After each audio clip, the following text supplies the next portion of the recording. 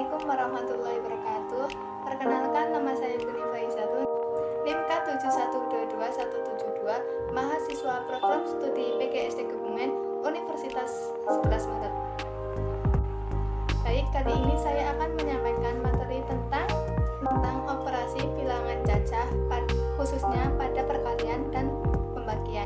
Nah, pasti di antara kalian ada yang belum paham kan apa itu operasi bilangan cacah pada perkalian dan pembagian. Untuk lebih paham dan lebih tahu, simak video berikut ya.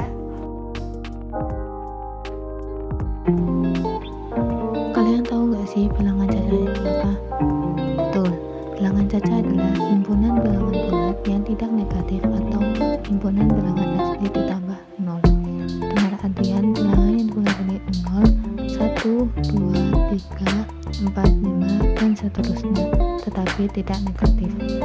Sifat-sifat operasi hitung perkalian bilangan cacah ada 4. Yang pertama, sifat komutatif atau pertukaran. Yang kedua, sifat asosiatif atau pengelompokan.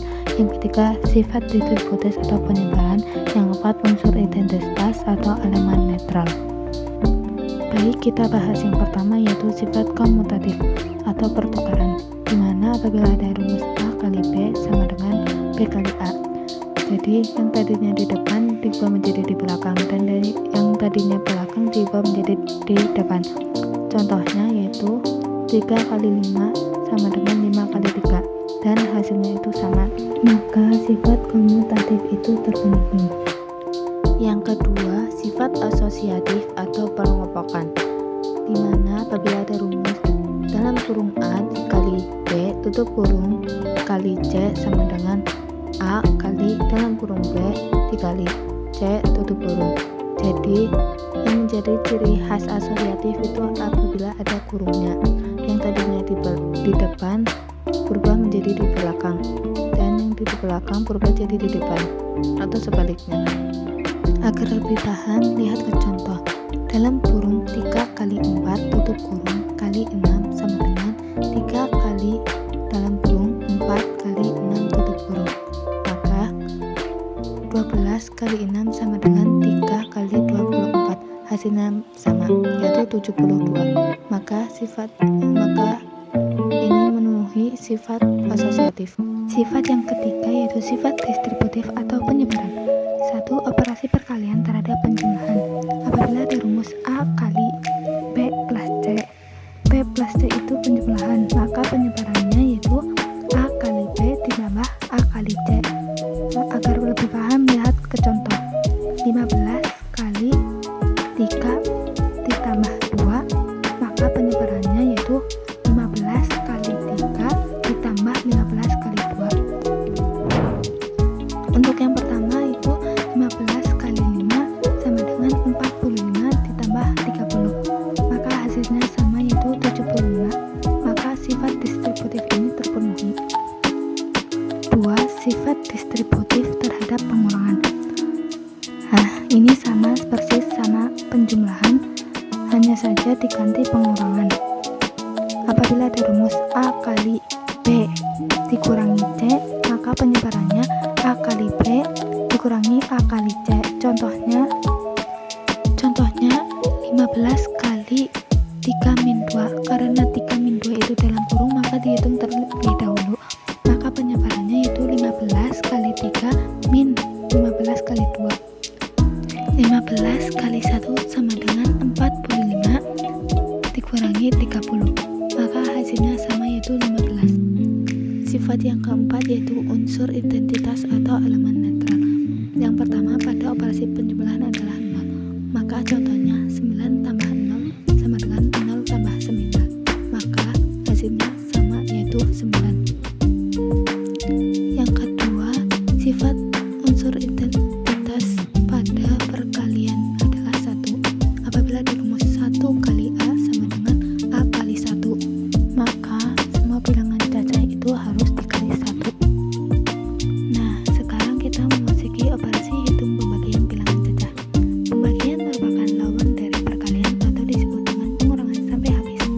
Agar lebih paham, lihat ke contoh. 15 dibagi 3 sama dengan 5, sebab 15 dikurangi 3 dikurangi 3 dikurangi 3 dikurangi 3 dikurangi 3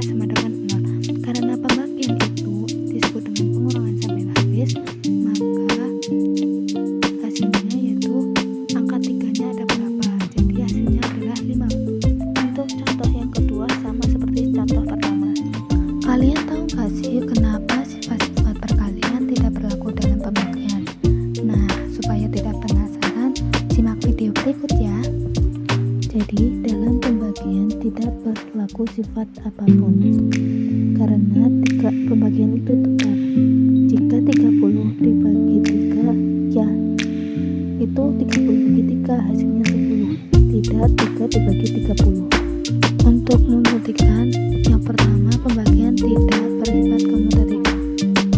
Contohnya 6 dibagi 3 itu tidak sama dengan 3 dibagi 6, karena 6 dibagi 3 itu 2, sedangkan 3 bagi 6 itu setengah. 2 apakah sama dengan setengah? Tidak, maka sifat komutatif ini tidak berlaku dalam pembagian. Pembagian juga tidak berlaku bersifat asosiatif atau pengelompokan. Hal ini kita buktikan bahwa dalam kurung 12 dibagi 6 dibagi 2 itu tidak sama 12 dibagi dalam kurung 6 bagi 2. Nah, kenapa sih tidak sama? Nah, hal ini kita operasikan yang di dalam kurung dulu. 12 bagi 6 hasilnya 2. 2 dibagi 2, 12 dibagi 6 bagi 2 yaitu 12 bagi 3. Maka hasil 2 bagi 2 yaitu 1, 12 bagi 3 yaitu 4. Apakah 1 sama dengan 4? Tidak. Maka sifat asosiatif ini tidak berlaku dalam pembagian. Yang ketiga, pembagian juga tidak berlaku bersifat distributif. Kita buktikan contoh 12 dibagi dalam kurung 4 ditambah 2, karena penyebaran itu 12 dibagi 4 ditambah 12 dibagi 2. Yang dihitung di dalam kurung dulu yaitu 12 dibagi 6, 12 dibagi 4 3, 12 dibagi 2 itu 6. Maka hasil dari 12 bagi 6 itu 2, 3 ditambah 6 itu 9. Maka tidak berlaku sifat distributif. Jadi kesimpulannya yaitu pada perkalian berlaku sifat komutatif, asosiatif, dan distributif, sedangkan pada pembagian tidak berlaku sifat apapun.